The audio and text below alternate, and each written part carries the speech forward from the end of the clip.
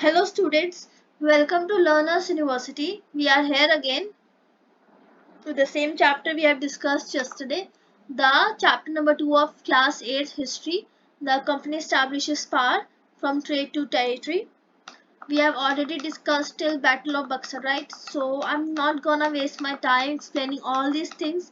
Yesterday I've already explained all these things. I hope you have watched that video, and you haven't, no problem. You can just go in the playlist of social science, and then you can watch all the previous videos and all the topics we have discussed before.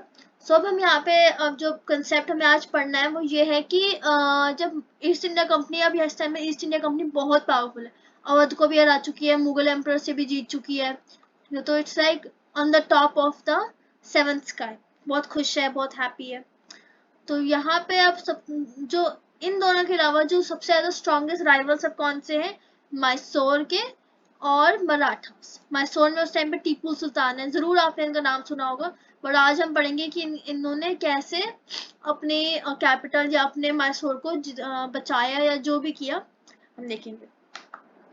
तो अब पहले मैसूर का पढ़ते हैं. तो मैसूर में दो most important जो नेम आपकी चैप्टर में है वो है हैदर अली और टीपू सुल्तान. हैदर अली हमारे 1761 से लेकर 82 तक थे, और ये 82 से लेकर 1799 तक थे, और ये दोनों ही बहुत बहुत इन्फ्लुएंशियल करेक्टर्स हैं, बहुत इन्फ्लुएंशियल पीपल थे अपने टाइम पे, राजा थे. तो Hyder Ali and Tipu Sultan were most powerful, okay most में एक्स्ट्रा हो जाती है, पावरफुल रूलर्स ऑफ मैसूर. अब जो मैसूरू है, तो मैसूर सबसे ज्यादा स्पाइस ट्रेड का सबसे ज्यादा, most of the trade was from Mysore, इसलिए ब्रिटिशर्स के लिए इम्पोर्टेंट था कि मैसूर में अपना अपना अपना इन्फ्लुएंस बढ़ाना. अब इशू ये था कि टीपू सुल्तान ज्यादा क्लोज थे फ्रेंच लोगों के साथ. He had good contacts with the French people, with the French traders, so he didn't like Britishers very much. He was close to French. So Mysore और ईस्ट इंडिया कंपनी के बीच 4 वॉर्स लड़ी गई, 4 Wars, 4 Wars लड़ी गई इन दोनों उसके बीच में, और इनको हम कहते हैं एंग्लो मैसूर वॉर. और फोर्थ एंग्लो मैसूर, ध्यान से सुनना, not third not second, fourth Anglo Mysore war में, यहां लिख देती हूँ, फोर्थ एंग्लो मैसूर वॉर में टीपू सुल्तान हार गए थे. The Britishers defeated Tipu Sultan, और अपनी अपनी कैपिटल को, मैसूर की कैपिटल श्रीरंगपट्टनम थी, तो श्रीरंगपट्टनम को बचाते हुए 4 अप्रैल 1799 को वे he died. So fourth Anglo Mysore war important इसलिए क्योंकि अब जब मराठा वॉर पढ़ेंगे तो आप कंफ्यूज मत होइएगा. और मैसूर देखिए, मैसूर यहाँ पे है, बेंगलोर के साथ में ही मैसूर है. यहाँ पे Tipu Sultan have died on 4th मई 1799. तो इसके बाद हम आगे चलते हैं वॉर्स विद मराठास.